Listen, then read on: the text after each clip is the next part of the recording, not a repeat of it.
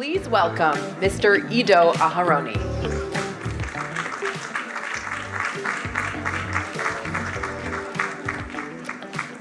Wow, this was the shortest, most effective, most efficient introduction I've ever had.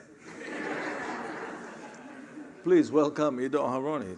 I mean, we should have thought about it before. I'm so happy to have all of you here. This is an extremely well-attended event, and of course the reason is because today we're going to engage in conversation with a true defender of Israel, perhaps a person that many of us would consider an unlikely defender of Israel. I don't think so, because he's a loyal Israeli citizen, as he describes himself. But the purpose of this discussion is really to dive deep into the issues at hand. Yosef Haddad, our guest, which I will introduce him properly in a couple of minutes, is perhaps the best person to have that discussion, because he is at the forefront. He is fighting the good fight day in and day out, and that's why he was invited to speak here. I guess I was invited to be part of that because of my decades-long experience in North America, trying to impart Israel's message. Many of the people here in the room know me from my various capacities, from my days on the West Coast to my days on the East Coast. But I wanted to, before I introduce our speaker, to share with you three big picture insights that keep that in mind as we're having this discussion. The first is, those of you who attended the event in Miami heard me say that before. Remember that by and large, based on research, some of the research that was done by Joanna Landau, Linda's daughter, and the granddaughter of Shirley Porter. Here's Linda right there. Is Joanna here today by any chance? Oh, she has COVID. It's not fashionable anymore to have COVID. It's kind of outdated. We're all looking for the next virus.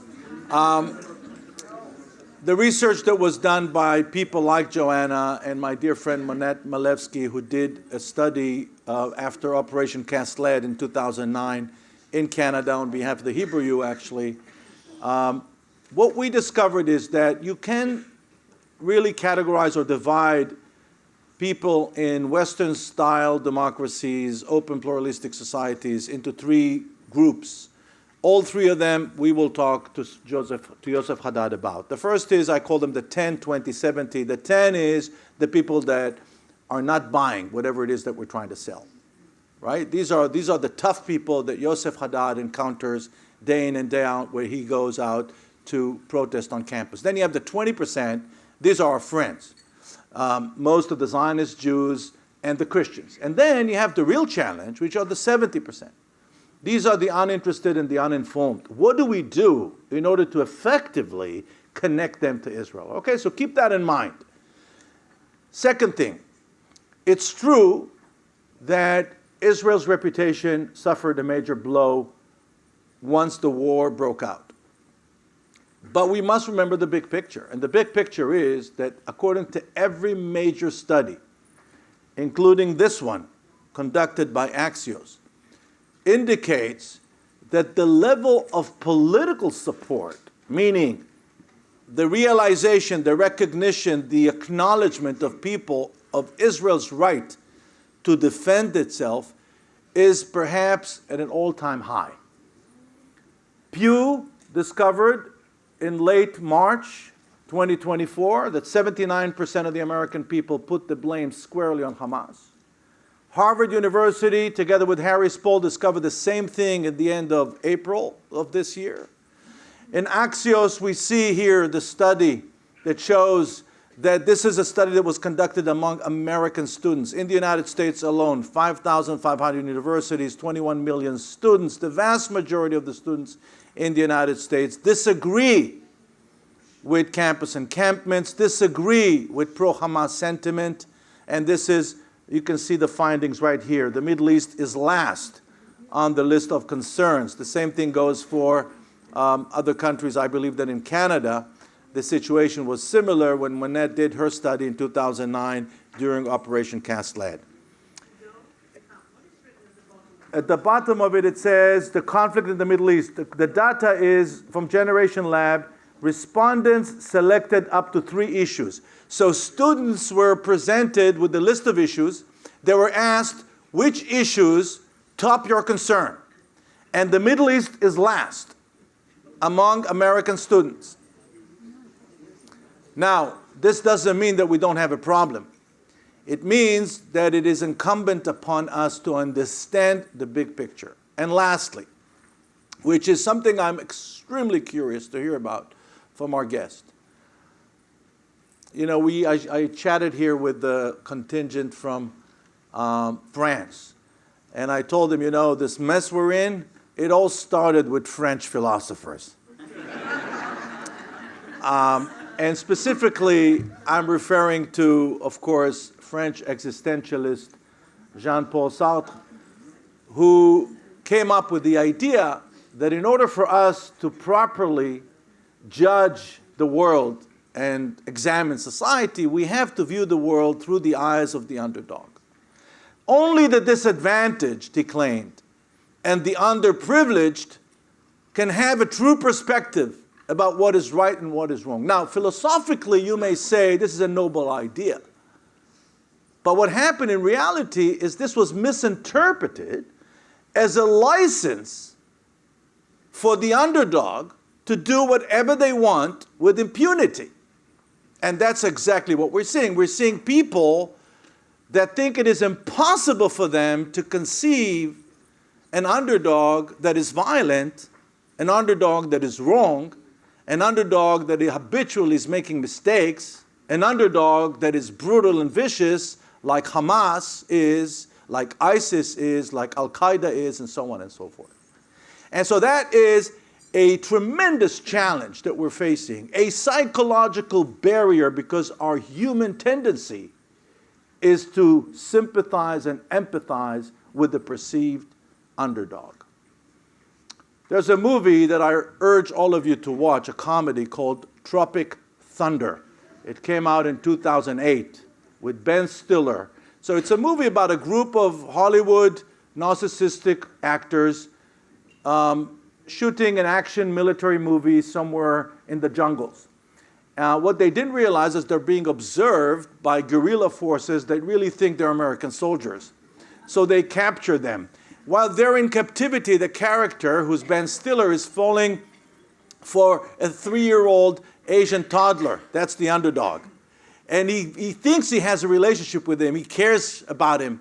And when they're finally rescued by real soldiers, he doesn't want to leave the village. He says to the rescuers, I have to go back to my boy. He's my boy. He needs me. I love him.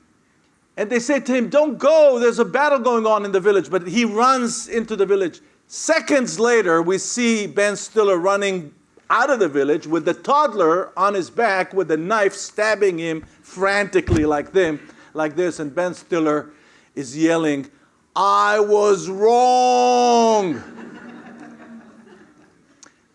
And the big question that we need to answer is, will we see that moment when people on American campuses, in the corridors of power, even in corporate America, will we witness that moment when people will say, we were wrong? Yosef Haddad was born in Haifa as an Israeli Arab and moved with his family to Nazareth when he was 3 years old. I watched his TED Talk, which I recommend all of you to watch, in which he talks about so genuinely and so beautifully about his relationship growing up with Israeli Jewish kids playing soccer. And that experience, by the way, which says something about the power of sports, that experience made him an Israeli first. He says, I went to the Israeli army not because it's the Jewish Defense Forces, but because it's the Israeli Defense Forces, and I am an Israeli. So Yosef Haddad is a true defender of Israel. In 2006, during the Second Lebanon War, He was badly injured in the battle over Bint Jbeil, almost lost his leg, but thank God recovered from it. And shortly thereafter became a journalist. And as a journalist who was interviewed by many other great journalists, most recently he was on the Piers Morgan show. I urge all of you to watch that video as well on YouTube. He emerged, especially after 10/7, as a clarion voice of the only Jewish state. So here you have an Arab Israeli who served in the Israeli army, is becoming a staunch defender, a clarion voice of the only Jewish state in the world. And to discuss that, again, unlikely pairing, please welcome to the stage Yosef Haddad.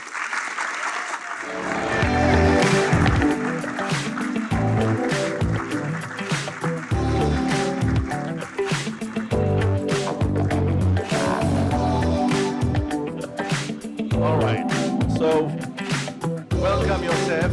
You can see by the response of the audience, this is a home court event for you. Everybody's rooting for you. Everybody loves you here. I think you can feel the love. Let's start from the beginning. I just want to say, Yes. contrary to your introduction, my introduction was absolutely amazing. So thank you very much for that. If I'd known that, I would have come 2 hours earlier. Yeah, anytime you need someone to introduce you like that, call me. I'm available. Let's start from the beginning, Yosef. Tell us about your childhood. I know that when you were injured, the first thought that crossed your mind is, what I'm going to tell my mom. Tell us about your family, your upbringing.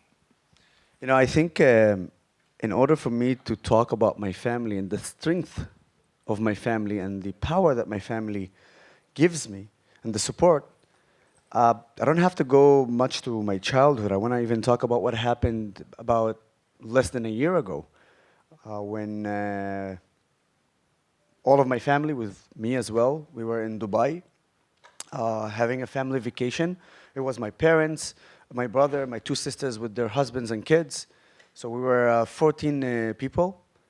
We had a great vacation. And it was 2 months before the attack on the 7th of October. So it was on August. And while we are on the plane, waiting to depart from Dubai back to Israel, a family from the Arab society here came up on the plane. They've already known that I'm going to be there because my sister heard them speaking that they want to attack me. I prepared myself, and even way before they came to the airplane, I was the first ones to be in the plane. But way before they came, I put my phone and start recording because I wanted to be, extra careful if they do something. I did not know that they're actually going to do something because, again, we were in Dubai, in an airport, in a plane. I mean, how stupid you are to attack someone on a plane. But they are stupid, unfortunately, and they did attack me. And the second Physically attack you? Physically attack me. The second I hold the phone to show their faces, they punched me on the hand, and then as a result of that, my phone fell. The second that happened, my dad, who's over 70 years old, I'm telling you, he just became a lion and stood up to defend his kid. Yes, because for him, I'm his kid. It doesn't matter if I'm 50, 60, or 70, I'm going to still be his kid. And after that, from the commotion that happened there, my mom broke her hand. And but here's the story, actually, that shows you the strength of my family. We all went down from the airplane to the bus to go back to the terminal in order for us to file a complaint about the attackers. So meanwhile, we're waiting for authorization to go and drive from where the plane was back to the terminal. All the family was in that bus. My father was holding my mom's hand. My mom's other hand was like this because she was in pain. And only later we understood that it was broken. But at that moment, and this is the key point, at that moment, my father looked at me, and the second he started talking, everyone listens in the family. It's very simple. And that day he said to me like this, in Arabic, دير بالك اتوقف, which means be careful to stop. And he said, be careful to stop because he told me that those people who are attacking you like this, they're attacking you for two reasons. One, they are scared of you, and second, they know that you're actually managed to do some effect. And because of that, and you're getting closer and closer and closer. That's why the only way that they can silence you or to stop you is by intimidating you and by intimidating your family. Well, you got your family's support, so make sure to continue. And this is my father and this is my family. And I think that just shows who they are. And we will absolutely an incredible and inspirational story about parents protecting their child. And we will get to that reaction to you, to your persona in the Arab world, and in particular in the Muslim world. Growing up, were you extremely unique, or there were other kids like you, Arab kids, Christian kids in Nazareth that wanted to be in the army? No, I think that back in 2003 when I decided to serve in the army, I don't want to say that I was unique, but I was among the few of the Arab Israelis who wanted to join and serve the army. Or should I say not who wanted, but had the courage to do that. Because a lot of Arab Israelis also wanted, but they were afraid to do a step like this.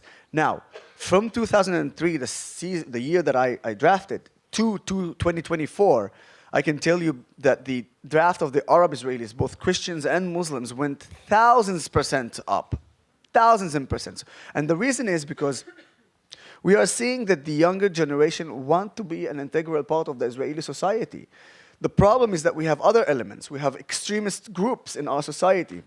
And throughout my journey, I had the chance to get to know them even better, to know their way and how they act and how they attack.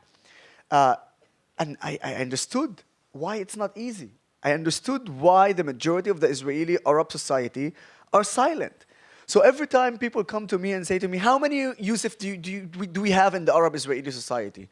And I say, look, how many Yusuf we have in the Arab society? I'm not sure even in the Jewish society there are, many Yusufs. I'm an Israeli patriotic that if the national soccer team loses, I am upset for 5 days. Just understand how many days I'm upset in a year. Yeah. We suck at soccer. Yeah. I mean, I'm sorry. To those of you who do not follow Israeli football, we haven't made it to the World Cup since 1970. And last game, we were badly defeated by Iceland.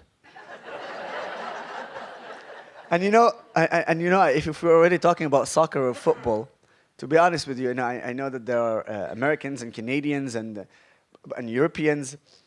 In America, for me, it's football, okay? Because when you play a game 90% with your hands, you cannot actually call it football. It's, handball. But I have to be honest, when I mention in my lectures and my engagements in the United States about the debate, whether it's soccer or football, I honestly can tell you I had worse debates about this than the Palestinian-Israeli conflict. To that extent. But as I said, it's football. And it should be football, but we'll go with the Americans and say soccer if it needed, just to. So Yosef, you kind of, based on your experience, and obviously you speak the language, so you broke the code of understanding why the Arab society has issues with Israeli policy, with Israeli government, and how do they react to you today, Arab Israelis? So here's the amazing thing. If you go to the TV or you go to social media, you would think that I'm an outcast. That's it. I'm a lonely, lonely voice based on social media. But if you come with me to Nazareth, to Shfa'amir, Taibe, to Rahat, all those cities, Arab cities and villages, suddenly everything would look different. I'm not a politician, but few weeks ago, people from the opposite side to me, they ran a political campaign against me. And only after I did a bit of a research, I understood why they ran a political campaign against me. Prior to that campaign, I had a debate with the CEO of a an elected political party here in Israel, which is called Jabha, Khadash. It's an Arab political party. Has 5 seats in the Knesset. And the president, the CEO of that party, we had a debate on TV. And with all modesty, I say that, I totally humiliated him and crushed him. And I'm just saying the facts. And I think he got upset. A day after that, they took a video that was from a TV show from a year and a half before today, and they uploaded that video, took a bunch of influencers from the Arab society in a targeted and timed way, and they uploaded that video under the headline, and watch this. This will show you how much effect I have on the Arab society. The headline was like this. If you thought you want to be like Yusuf Haddad, consider again. Watch how even the Jews thinks of him during the war. Again, it's a video from a year and a half before the 7th of October. It's a video that was took by a political party, put as it happened today. And what was in that video? A very extremists from the left in the Jewish society, very extremist, minority. They do not represent the left, they do not represent the Israeli society, obviously not the right, nothing. It's a tiny proportion of the Israeli society by a journalist by the name of Gideon Levy.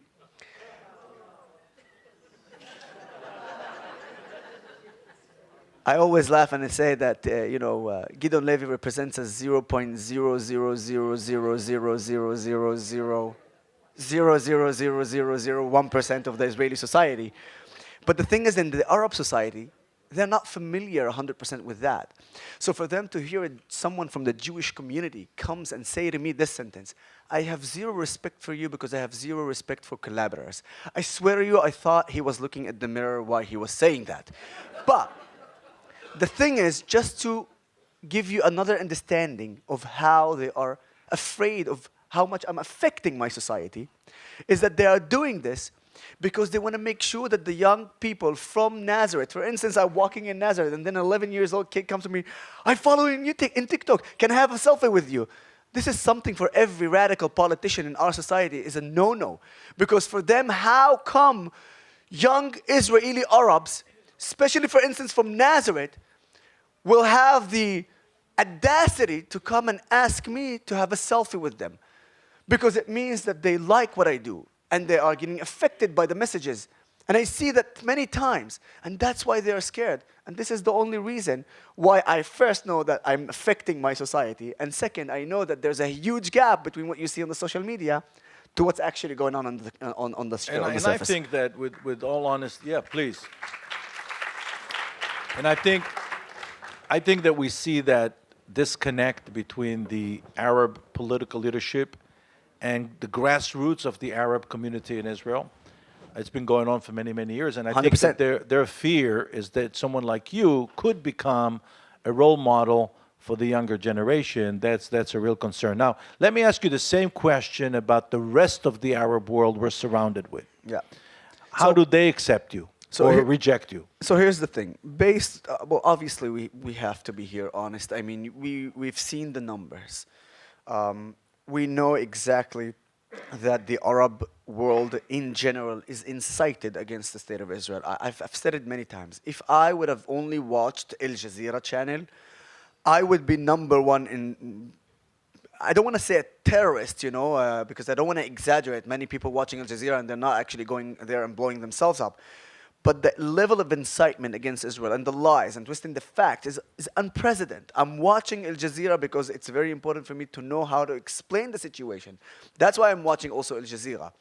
But by only watching them and not searching for other point of views and other news, I'm telling you, I would absolutely hate Israel. And I would act against Israel. But I know that Al Jazeera lies, and that's why I fight them. And by the way, this same method that you see in Al Jazeera, you see it also in the Arab Israeli channels as well. I'm banned from the Arab-Israeli channels. And the reason why I'm banned, not because the channels don't want to invite me. A senior editor in one of the channels, in the Israeli Arab channels, he contacted me and said, Yusuf, I want to have you on one of our shows. But the second I suggested that, some of the political personas in the Israeli political sphere, in the Arab society, they veto it. And he said, you do a meeting with Yusuf, an interview with Yusuf, no one will come to your channel anymore. So they veto it, and they are literally, I mean, this is literally a pure definition of my version of their apartheid. And there they come, and they claim that the state of Israel is an apartheid state. So I cannot handle that level of hypocrisy, or should I say, I cannot accept that level of hypocrisy. So of course the Arab world is incited. But on the same level that the Arab world is incited, anyone from the Arab world, the majority of the Arab worlds who follow me, okay, not all of them, because obviously you have, from the Arab world that hates me and curse me and threaten me, but the majority of the Arab world who actually follows me and educated, they're the one who sends me messages and telling me, listen, you opened our eyes. But more importantly, it's not just the Arab world. More importantly for me, is here.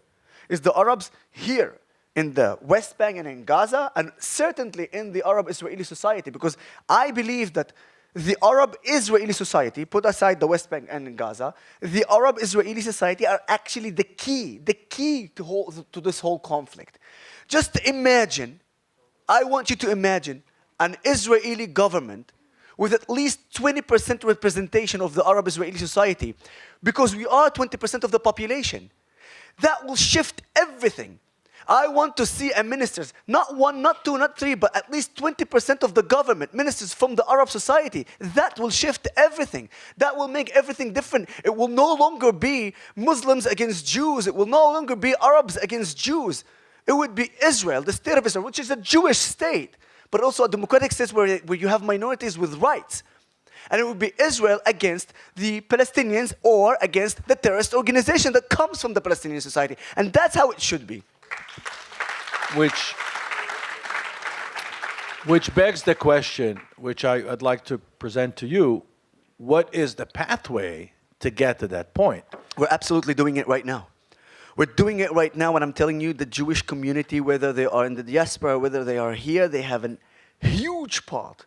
I always do a little joke when I tour in the United States or in Canada and meet with the Jewish community as well, because not only the students on the campuses need also what we call it the explanation about Israel, but certainly also the Jewish community. I've seen many times when I spoke to the Jewish community around the world that there's a lot of there's a gap between really what's going on in Israel, especially regarding the Israeli or should I say the Arab Jewish-Israeli relationship. And by the way, my opportunity here to tell you about one more definition. I hated when people describe the relationship between Arabs and Jews here in Israel as a coexistent. I really hate that, Ido. I mean, think about it, okay? You're a Jew, I'm an Arab. I mean, you're not going anywhere, I'm not going anywhere. And the way they describe it as a coexistence, like, listen, I don't tolerate you, you don't tolerate me, but you're not going anywhere, I'm not going anywhere, so let's just live in coexistence. That's the situation. But it's not true. It's not true. This description or this definition could be good to describe the relationship between the Israelis and the Egyptians, the Israelis and the Jordanians. We're not going anywhere, we have to tolerate each other, let's live in peace. But the fact is that the relationship between Arabs and Jews here in Israel, it's based on partnership. Shutfut. In Arabic, it's sharaki. And that partnership, leave the fact that we saw it on the 7th of October. I mean, through that disaster, we've seen how Arabs and Jews saved each other. And if you're not familiar with the stories, you should be familiar with Yusuf al-Zayadni, who worked as a driver in the Nova Party. And when he was asked, why didn't you run away when bullets were flying all over your head? He said, why would I fly away? Why would I run away? Despite that he is an Arab Muslim, he said, I'm an Israeli, and there were Israelis there. He ended up saving 33 Israelis from death. And Remo al-Huzayl, an Arab, he deserved it. By the way, he had the honor to light the torch in the Independence Day, and I should say deservedly, because he's an amazing person. he did the minimum, but the fact that he was a hero, it's something that not surprised. I'm not surprised by it. It's not like I was surprised also to hear the story of Remy al-Hozel, an Arab Muslim police officer in the Israeli police force, yeah? Now leave the fact that he eliminated several of terrorists. But when his ammunition was over, he tried to save himself, but then he realized that there were 300 Israelis in a very, very dangerous zone. All the cars around him were either burned, destroyed, or whatever. He couldn't stop. He didn't stop searching for a car until he found a car with full tank, running as it should be. And for 3 hours, he kept going back and forth, back and forth. He took over 300 Israelis to safety. He saved 300 Israelis, an Arab Muslim police officer. These stories we should echo everywhere because people need to understand the relationship between the Arabs and Jews here, based on partnership, not coexistence. And further than that, where you can see the best partnership, go to the Israeli hospitals. You will see Jewish doctors treating Arab patients. You will see Arab doctors treating Jewish patients. I saw it in my own eyes 2 days ago. I was in the hospital. An IDF soldier officer, a hero. And he says, yes, Dr. Amjad is coming to treat me very soon. An Arab doctor coming to treat a hero IDF soldier. This is only in Israel. Further than that, families of Arabs and Jews together in one room. I know that I'm not generalizing, and I know that there are anti-Semites and racists who don't want to be in the same room with Jews or Arabs. I know it exists. I'm not naive. But the vast majority of Jews and Arabs is exactly what I'm talking about. If you go to any hospital, from the south to the north, you would see exactly what I'm talking about. 3 years ago, my sister had a baby. When she was over with giving the birth, and she went to that refreshment room, there was a Jewish family there. The second the Jewish family realized that an Arab family is coming, especially after having a baby, they were absolutely happy. Do you know why? Because they know that in 15 minutes, the baklawa and knafi is coming.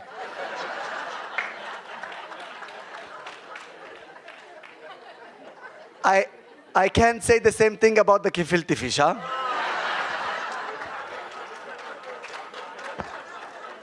That is partnership, ladies and gentlemen. Partnership. Start using this to describe the relationship between the Arabs and Jews here. And that partnership existed way before the 7th of October. Way before the 7th of October. But unfortunately, it seems like only because of the 7th of October, people are more and more talking about it. But no, it was way before that. And through that biggest disaster of the state of Israel, I really think that we have this opportunity. We have this amazing opportunity to show the partnership, the true partnership. And when I say to the Jewish community, and that's all this just to come back and tell you, that I always have 3 requests when I meet the Jewish society. And it doesn't matter whether in the diaspora or here. And don't worry, none of them are money, actually. So, the first one, when you hear voices like mine, support those voices. The second, don't be skeptical. Because when you are skeptical, my enemies, the extremists from my society, will use your voice of being skeptical against me and voices like mine.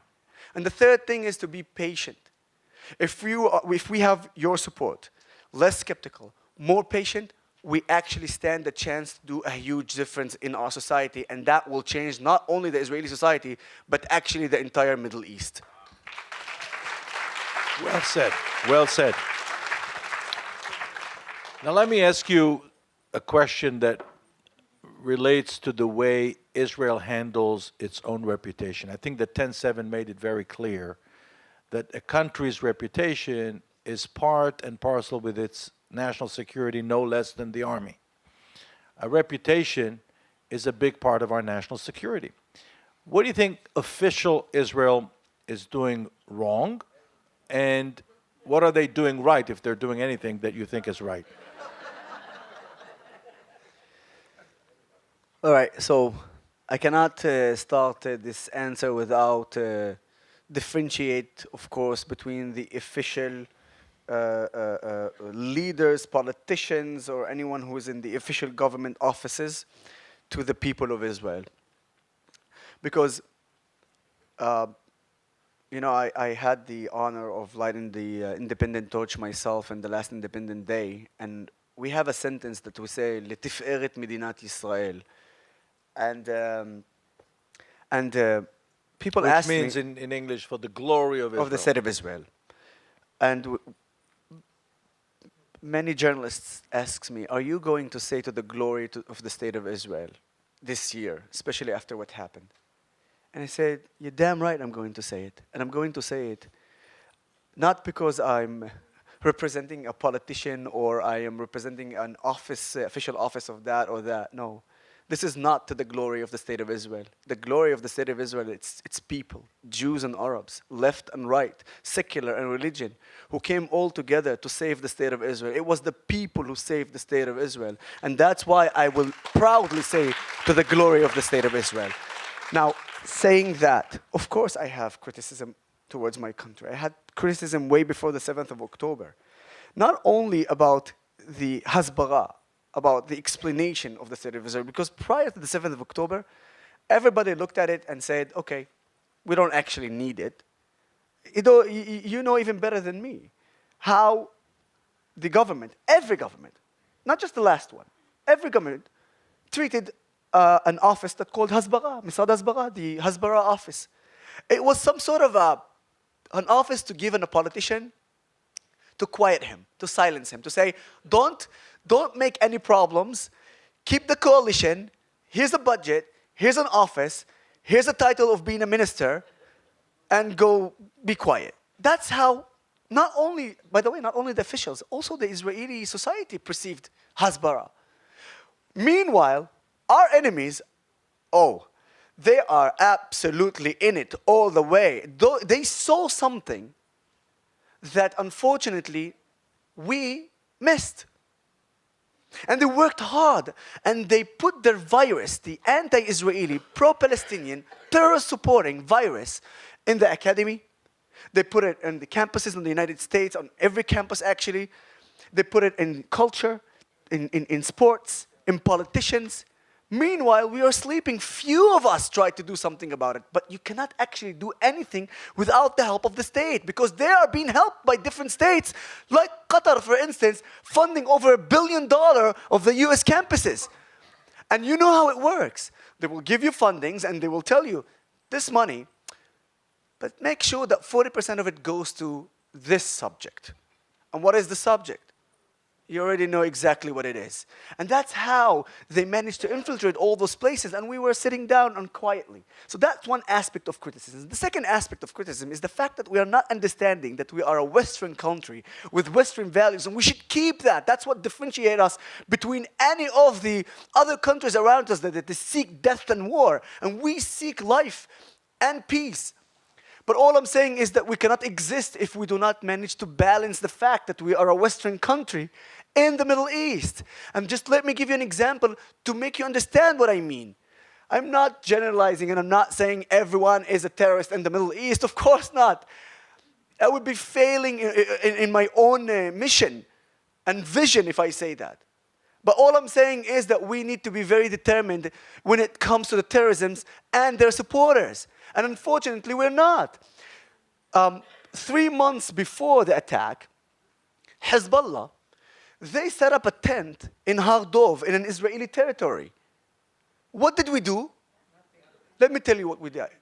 We decided to try to solve the problem in a diplomatic way. Now, if we are a Western country in a Western world, this would be perceived, and it is perceived, as maturity, as strength, which is right. But unfortunately, in the Middle East, it's perceived as total weakness. And the terrorist organizations are seeing it. Meanwhile, in the West are looking, wow, Israel is so mature, good for them. But they're not the one who's dealing with the terrorists. We are the one who's dealing with the terrorists. So if it was up to me, and that's the point of criticism, if it was up to me and I had the chance to decide what to do, at 7 p.m. they put the tent. At 7:01, there's a huge hole with a bunch of terrorists inside of them. That's how you deal with terrorism in the Middle East. Determination and further determination. And make no mistake, with people who want peace, not only you reach your hand and you shook that hand, but you keep it and you make it even further. That's what I want to see with the UAE, with Bahrain. That's what I want to see with Saudi Arabia. Those are the things that I want to see in the Middle East. But let's go back to the previous question. that will also be easier to happen when the Arab-Israeli society as an integral part of the Israeli society. That's what we should work on. And this is a very important mission to the state of Israel. And that's what I think also the Jewish society are seeing this. Guys, I cannot walk today in the Israeli streets. And this is something amazing to see because of the support. And that support from the Jewish society gives me the strength to continue, and that adding to the support that I'm getting from my family and from my friends and from my partner. And this is why it's important, because the more we support each other, the more we are actually focusing on showing the good things of the state of Israel and not also being focusing only on the bad things. I am not naive, as I said. We are looking also at the bad things and we want to fix them. But if we fix them together, it would be much easier. And certainly, the extremists from all sides would be scared, because finally that voice, the voice of truth, the voice of partnership will speak out loud. This is what we want to do in Israel, and that's how eventually we will prosper. And if we do that, no one can beat the state of Israel. Now, let me ask you a question that obviously is very relevant, because as I mentioned in my opening remarks, this is a home court event for you. How do we avoid the danger of finding ourselves preaching to our own choir? So here's the thing. I don't believe what I'm doing today is preaching to the choir. I believe what I'm doing here is a sort of an eye-opening for each and every one regarding the Arab-Israeli society and regarding the future and the vision of the Israeli society. This is why in every video that I make sure that there are Hebrew subtitles. A lot of the people ask me, to who you do Hasbara explanations? And I said, I do it to the Western world, to the Arab world, and certainly to the Israeli society as well. We need Hasbara. People do not understand how much the Israeli society are also thirsty to understand better what's going on, because they want to feel part of the Hasbara. Guys, the only reason why I have the massive power that I had since the 7th of October is because of the Israeli people. They understood that we have to work together in order for us to bring the reality. And I'm not saying that Israel is perfect. And I've never said that there is no racism here or discrimination. But you want to tell me that each and every one of you coming from the United States, from Canada, from Europe, do you want to tell me that in your own country you don't have racism or you don't have discrimination? It exists in every country, unfortunately. The only thing that I say is that there are great sides and good sides about the state of Israel and the Israeli society that we need to focus on, because if we focus on them and not also forgetting the extremists, that's the only way that we can beat them. Because what they are doing, they're saying, okay, here's what's bad in Israel. And that's what they present to the world, only the bad things. So, of course, everybody would be incited against Israel. That's actually the idea and the ideology for the anti-Israelis. They want to do that. Now, what struck me is that it's so easy for them to do it because they prepared themselves for many years. I mean, all eyes on Rafah, the campaign that started just 2 days ago and exploded everywhere. Everywhere. They again adopted the narrative of a terrorist organization, because according to the IDF, you know what, put the IDF aside. According to Palestinians, I obtained videos from Palestinians talking momentarily after the attack on Rafah, where 35, according to Hamas, 35 citizens were burned to death. But here are the facts, and look how the world adopted immediately a terrorist organization's narrative. The facts are simple. Israel, the IDF, before they struck, first of all, they had the advice of an outside body that gave them the authorization, which is a legal body, all of them lawyers who understand the international law. The external body approved the IDF to go and launch that operation. We used a precise missile. Seconds after that, about a full kilometer from the destination from the target, things happened, and eventually we saw the burning tents. But then minutes after, Palestinians were actually filming and having a conversation between them and saying, it's actually an ammunition that Hamas kept here that exploded and made all this. So, do I feel sorry for the loss of any innocent lives? Of course. The absolute majority of the Israeli society feels sorry for that, unlike them. But do I blame my country for protecting me and protecting the citizens of Israel, both in Jews and Arabs? Absolutely not. You blame Hamas, the terrorist organization. The terrorist organization that put ammunition close to civilians. That is the situation. That is the reality. And when you see something like this, and then you see that the world are adopting the narrative of a terrorist organization and not actually a democratic state with a democratic regime, an army, the most moral army in the world, you cannot not stay calm and see how there is a huge gap between that. And that's why we need to fight. And the only way I managed to do some fight is because of the people, that they shared my contact, that they start doing something like this. Do you know how much I'm amazed and proud when I see an 11-year-old kid, 11-year-old kid that decided to become an activist? He opened his own account. He started doing videos to the level that he actually became influencer. An 11-year-old kid by the name of Ben Karaso. I urge you even to follow that kid. He's amazing.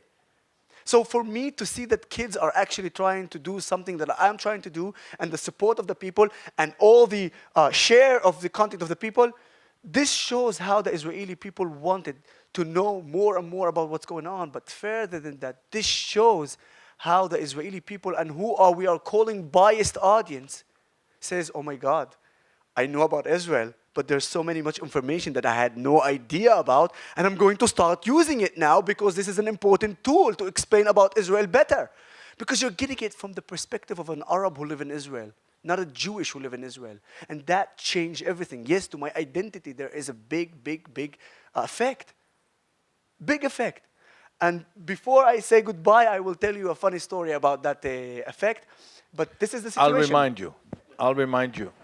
Now, I'd like you to wear the hat for a second of a journalist, an analyst, a Middle East expert.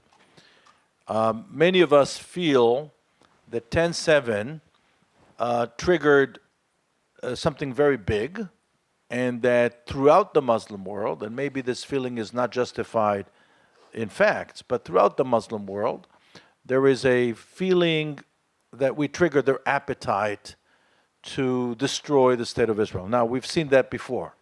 We've seen that in 47, 48. We've seen that even earlier than that, 36 to 39. Question is, where do you see all this going? As an analyst, what do you think is going to happen, and certainly what should Israel do in order to improve its positioning? It depends. Because if the vision that I am working on do succeed, I think we can go to a different scenario. Because if the Arab-Israeli society comes from a place where they are proud to be an Arab, proud to be an Israeli, and work for the state of Israel and for the entire Middle East, but from the place where we have the interests of our own country, this could change everything. Because I can assure you, when I meet with Arab leaders, it's a completely different conversation when some person from the Jewish society meets an Arab leader. It's a completely different conversation. Completely different.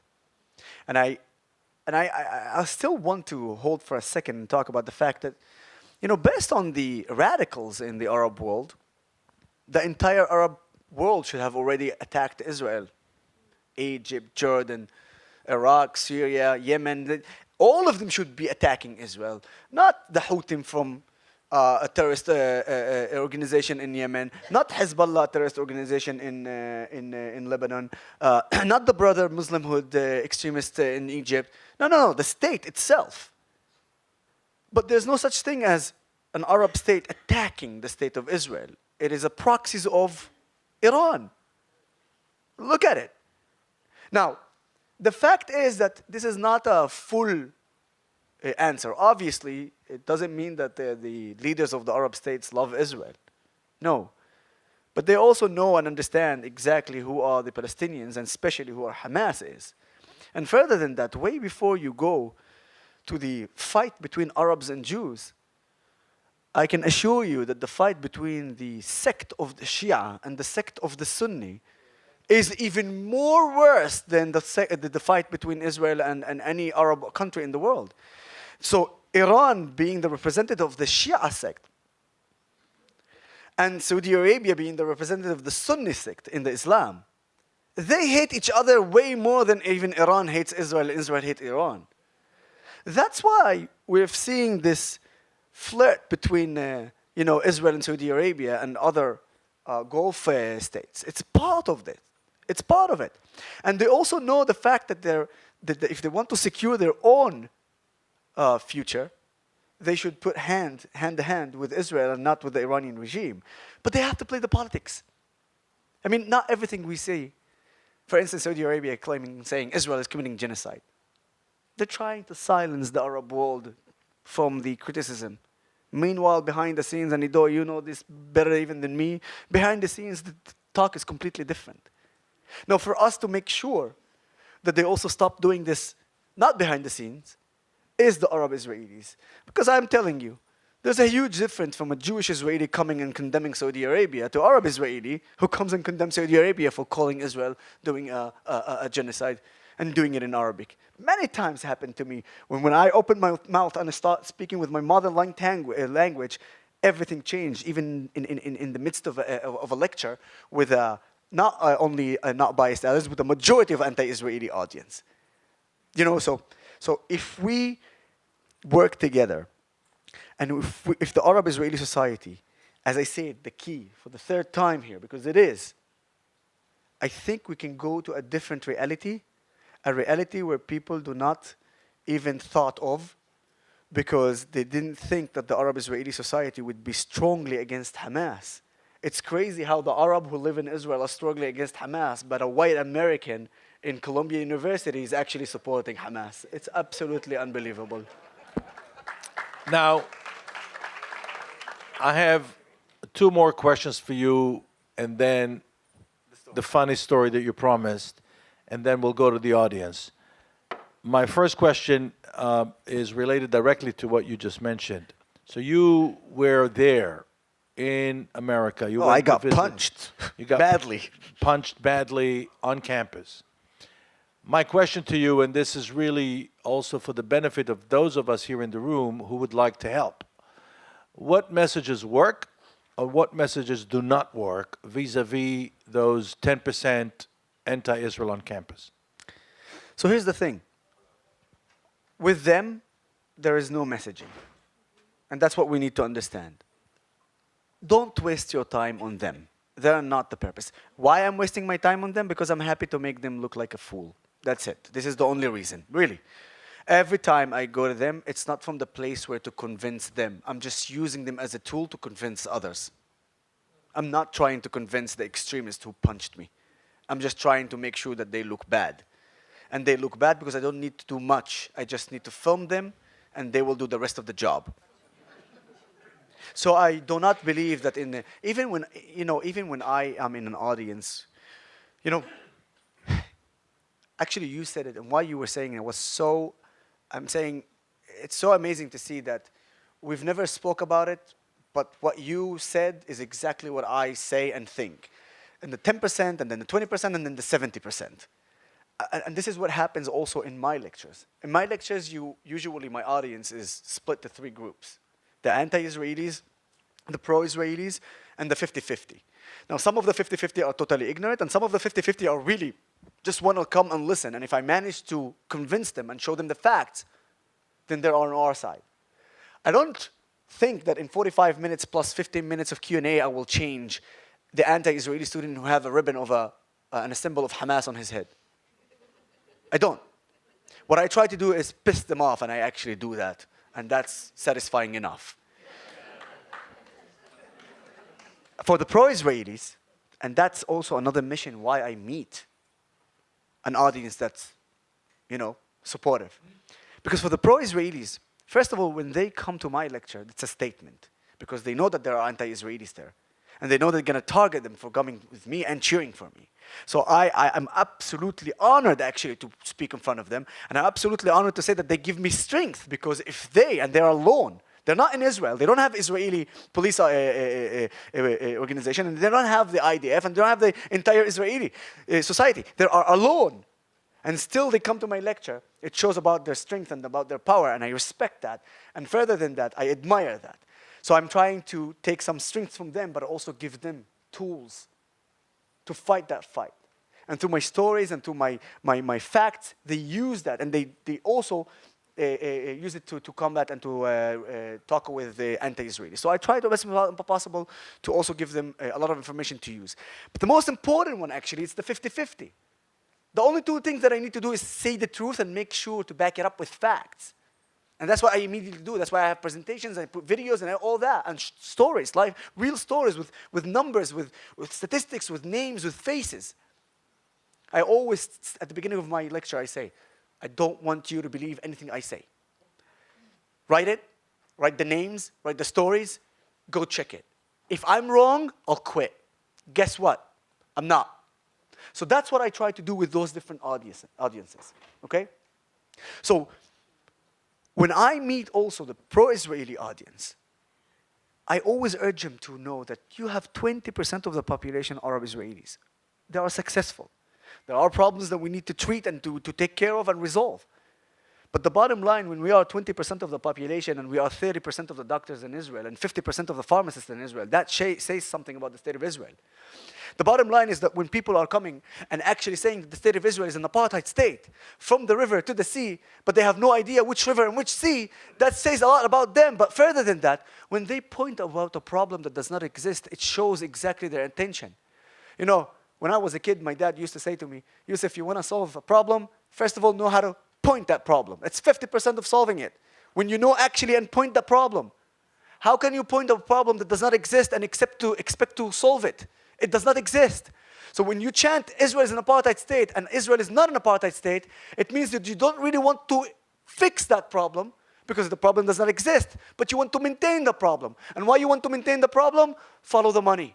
All those organizations that if you have peace here, they have no place in the world. Therefore, they will have no budget. Therefore, they cannot fly first class. Okay? That's the situation. Because if we want to be honest with each other, not only it's not, there's no apartheid in the West Bank and in Gaza. There are problems, big problems. It's not apartheid. But even they already categorize, Amnesty International categorized Israel as an apartheid state. Categorized the Arab Israelis living under apartheid state. Me living under apartheid state. And when I had a debate in the Irish Parliament, by the way, I asked them, how did you arrive to the conclusion, thank you, that Israel is an apartheid state? And I asked it on the Foreign Affairs Committee, live. I did not answer. I didn't get any answer. Only when I turned to the head of the committee and I said, listen, you guys have been asking me tens of questions and I've answered all of them. I've been asking the same question 10 times and I didn't get an answer. Can you please make them an answer? How did he came to the conclusion that Israel is also an apartheid state on the Arab who lives in Israel? Do you know what was their actually response? Their response that their report was based in one village in the south, which is an unrecognized village. So they deliberately took the worst case in Israel and make an entire report about it. That's how you make a false perception about Israel. Because if you want to be honest, South African apartheid, it was very clear. It's a total separation and segregation between the white and the black.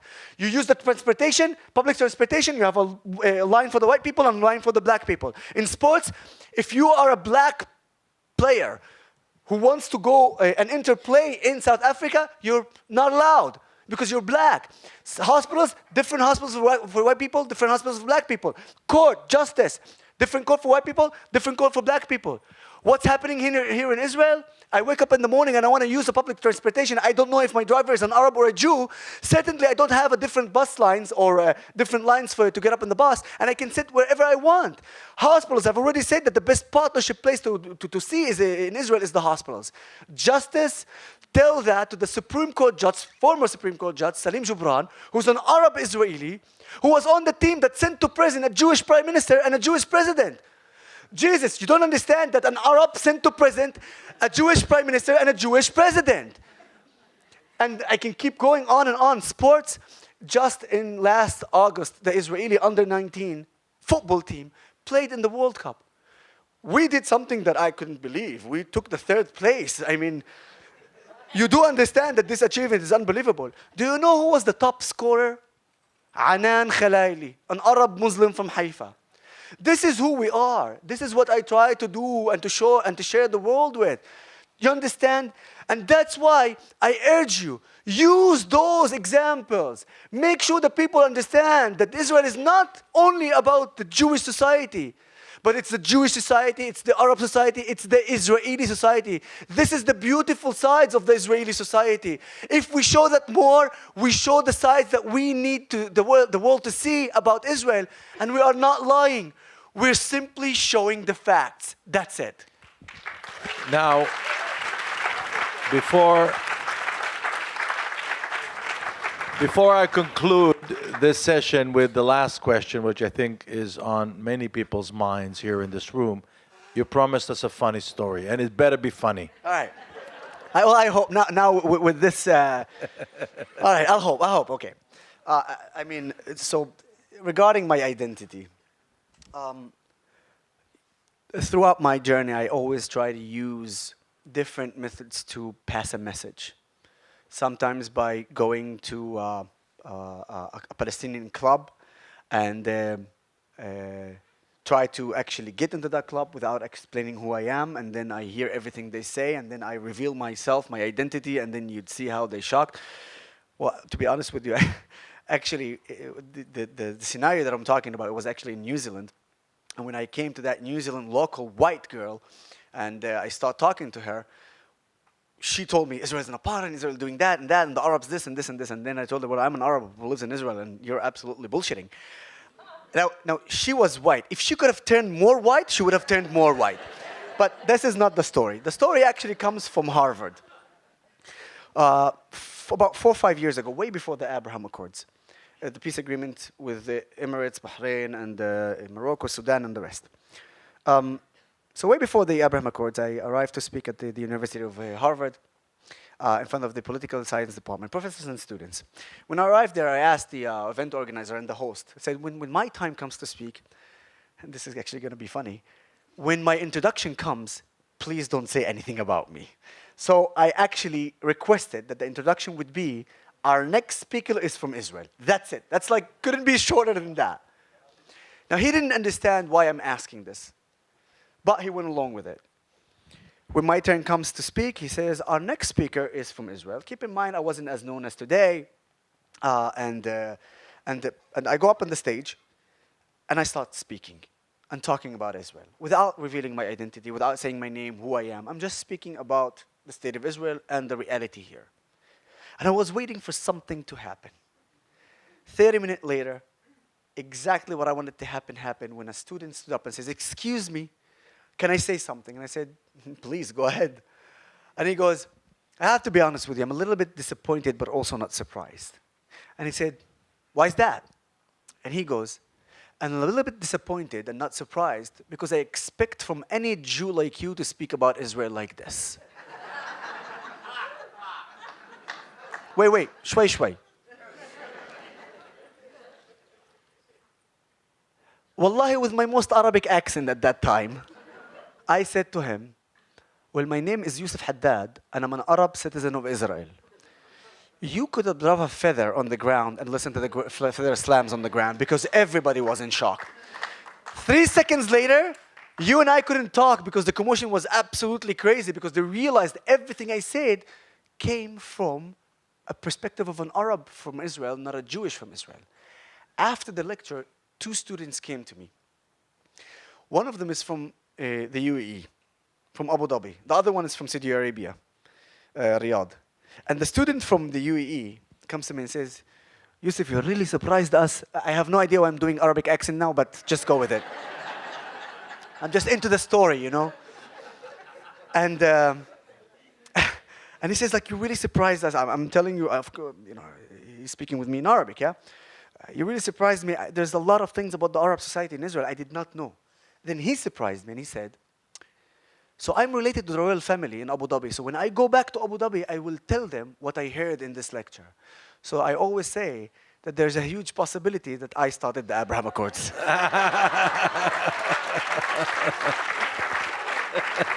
Which is a perfect segue to my last comment, which, as I mentioned before, I'm sure it's on people's minds. You convinced us with your passion, with your conviction. You impressed us with your knowledge, with your charm. You taught us today about the importance of perceiving Israeli Arabs and Israeli Jews as partners in this endeavor called the State of Israel. You convinced us that the real task is approaching the silent majority. That's our room to grow. Question to you is, are you considering going into politics and becoming a leader?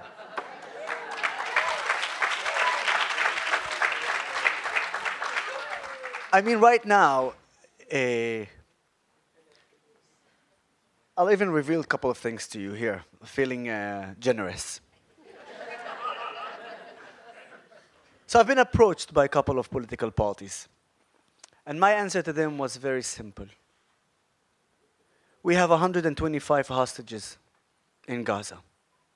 We have soldiers that are fighting in the north, in the south, even in the west, in the sea, and of course in the east. And even all over the world, we have our Mossad agents. Everybody is fighting for the State of Israel. Anyone who is considering or thinking about politics at these times, I really hope that he wouldn't even get one single vote from any Israeli citizen or anyone who is eligible to vote. Right now, I'm dedicated to 3 things. 1, make sure everybody knows about our hostages and their families and the sufferers of the families of the hostages, that they don't have the loved ones sleeping in Israel in their own beds and their own houses. 2nd, showing our heroes, IDF soldiers from all communities. I go visit them in the hospitals, and by the way, I beg you, go visit them in the hospitals. You know, it's really, no, I'll tell you why. It really hurt me that 7 months after the 7th of October, at the beginning of the first 3 months, everybody went to visit the injured soldiers. And the last week, I visited 7 different hospitals, from the north to the center to the south. I was sad to know that the soldiers are telling me less and less and less people are coming to visit, and they are feeling alone. Please go visit them. I've said that yesterday on the morning show. I said, go visit our soldiers. It doesn't matter, it's already 7, 8 months after the 7th of October. We are still in the war, and those heroes need our support. So I'm focused on that. And I'm focusing on bringing closer the Arab-Israeli society and the Jewish-Israeli society together as an Israeli society fighting for our state. This is what I'm focusing on, not politics. When election comes and when we have our hostages back home, ask me, I swear to you, I will give you an honest answer. Thank you very much. And with your permission, I'd like to open the floor for a couple of questions, and Tamar here will help us moderate because I can't see you because of the light. So, questions from the audience, please. Yeah, first of all, if you can put the light on, it's fine. I mean, Yes, we can see the please. face of the people. Yes. I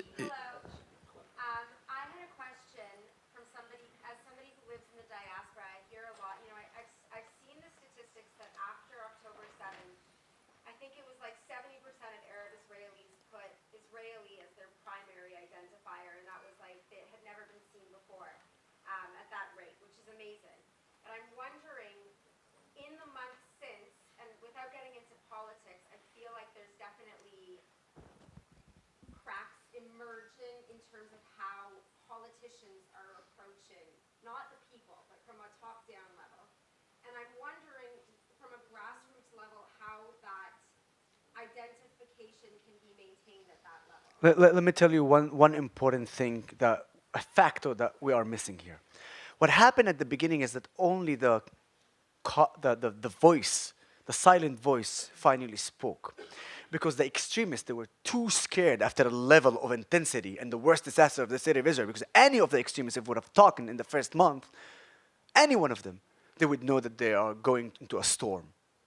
A storm that, unfortunately, due to who we are as human beings, the further you go away from the 7th of October, the less you feel intense about it. This is a nature of our human being. Not to me, by the way. I'm still in the same level of intensity. That's why I keep going and going and going. But I took it personally. And I wish that Israeli society would have taken it personally. We'd be in a different position right now. So what happened is, what you saw is that the level of intensity that was at the beginning managed to make sure that the extremists would not talk. But actually the same voice that suddenly is not scared because he knows that the extremists will not talk, and suddenly that voice was more high. You know, the first 2 months I got so many messages from Arab Israelis says, I did a video in Arabic for your social media. Share. I want the Jewish society and I want the world, especially the Arab world, to know that the Arab Israelis are with the Israel against Hamas. And I've shared those stories. If you go back to Instagram, for instance, go back to the first month of October and the second month, which is November, you would see every week I uploaded a story from an Arab Israeli I have not met before. He asked me to do that, and every every video like that had over 1 million to 2, 3, 4, 5 million views. Okay, so what happened is after a couple of months, the extremists come back again because the level of intensity went down. And when they are up and they are concentrated, and because they are concentrated and they're well-oiled machine, then you would see that that voice that you used to hear before suddenly starting to get back and be quiet. Now let me tell you something here, and I'm going to say something, and unfortunately, it's a sort of a criticism about our academy here, about our academic way. And I'm sorry, it's including all the universities. Now listen to me very carefully. There was a protest, of anti-Israeli protest in the midst of our war, existing war. And that protest was to celebrate the Nakba. Do you know what the Nakba means?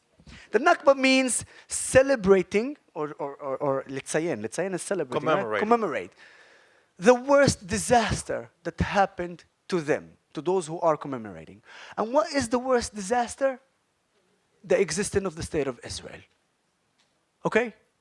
Now you tell me, when I as an Arab, and Arab Israelis who want to fight for the state of Israel, but with the blessing of the state of Israel, allows the extremists in our society to continue and do exactly what they're doing, how do we, the weak one, would look at it and say, well, if our country is not supporting and allowing them to be that strong, what would we do?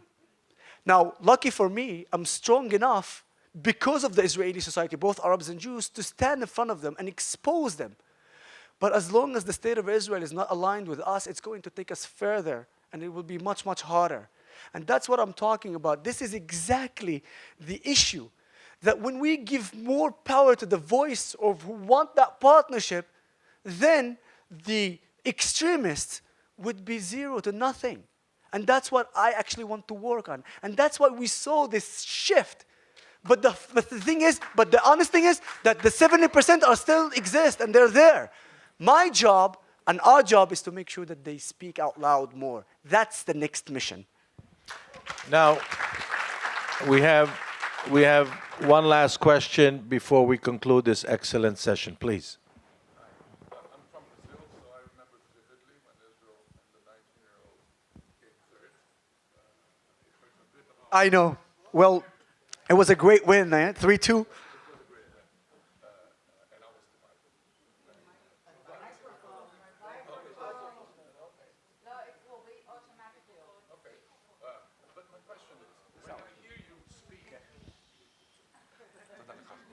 When I hear you speak, it gives me the impression that the trends into integrating Arab society, Arab citizens into Israel is happening. I was particularly thrilled in the previous election when Ra'am took part in the government, because to me it was like, okay, now we're talking, because this is the real change. We have 120 seats in the Knesset, but we have about 12, 13 seats for 10. And what is the trend? Are we going to see Arab citizens with 24 seats in the Knesset? This is, first of all, an amazing and ending question. because now you will understand absolutely everything regarding politics, especially, no, here, not politics in general, of course, about the Arab-Israeli politics.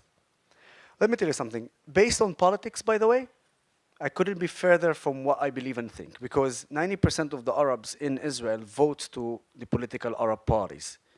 Now, just to make sure, to understand my point of view, when Mansour Abbas entered the government and sat down in the coalition, I said, I'm actually blessing this step forward.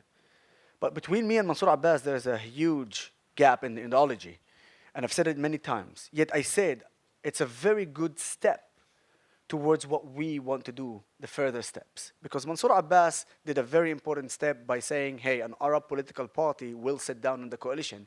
And he also made it clear and obvious to the rest of the world that if Israel was a racist state, if Israel was an apartheid state, even for political instance, they would have not put a political Islamic party in the coalition with controlling quite a lot of budget, okay? So, the fact that we showed that there is a possibility for Arab political party to be in the coalition, that was very, very, very good step. The fact is that Mansour Abbas said that he is a citizen of the Jewish state and he's an Islamic leader of an Islamic political party, that's a major step.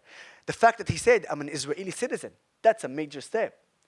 But the fact that his own organization or affiliated organization contribute money that the majority of it went to Hamas, that's a problem. That's a problem. Wait. Who says it's not true? Let me tell you something. Out of the 100% of the money of the organization, 48.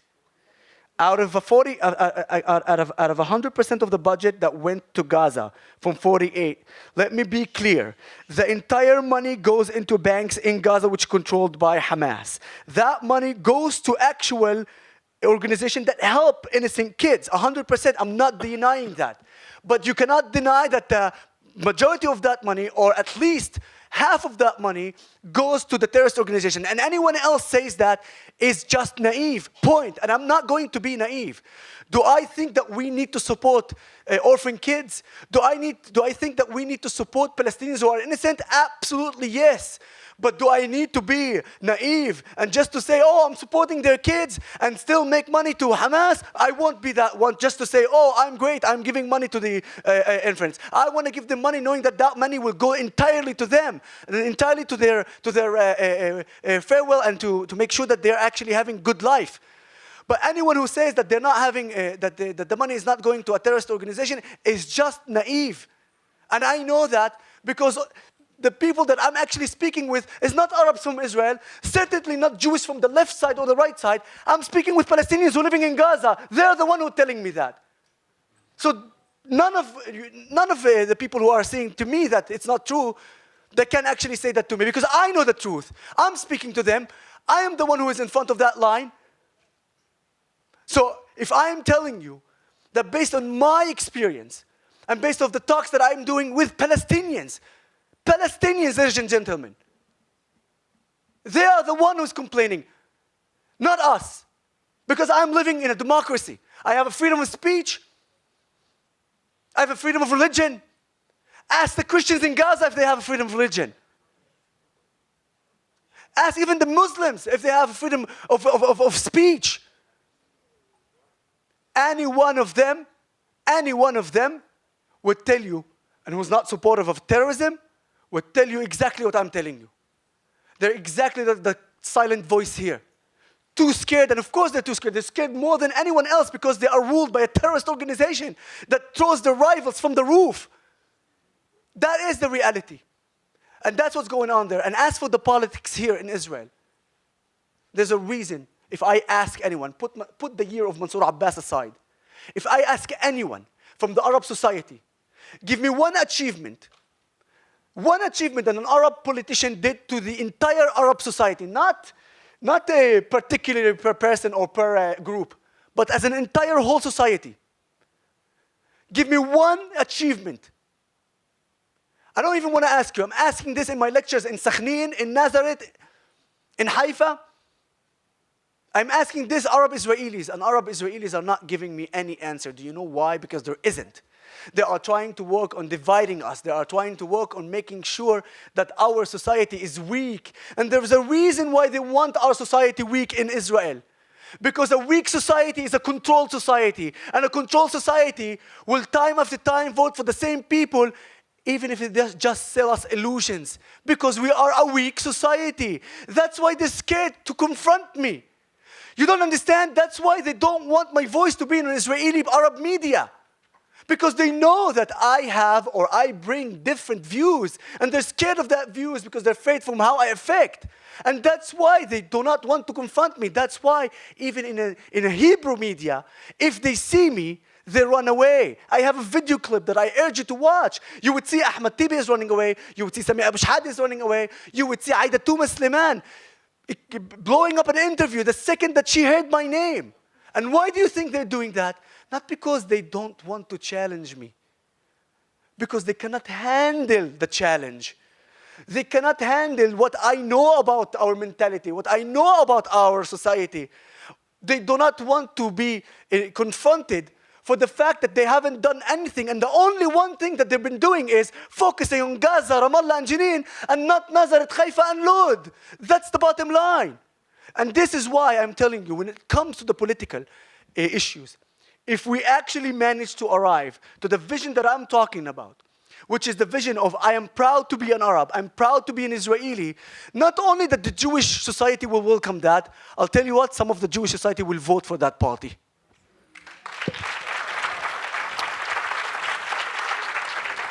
And on that high note, we must allow you to eat something. That's the instruction. You have to go to lunch from here. Let me just, on behalf of all of us, thank our wonderful guest, Yosef Haddad. Thank you very much. Appreciate it. Very good question. Thank you so much.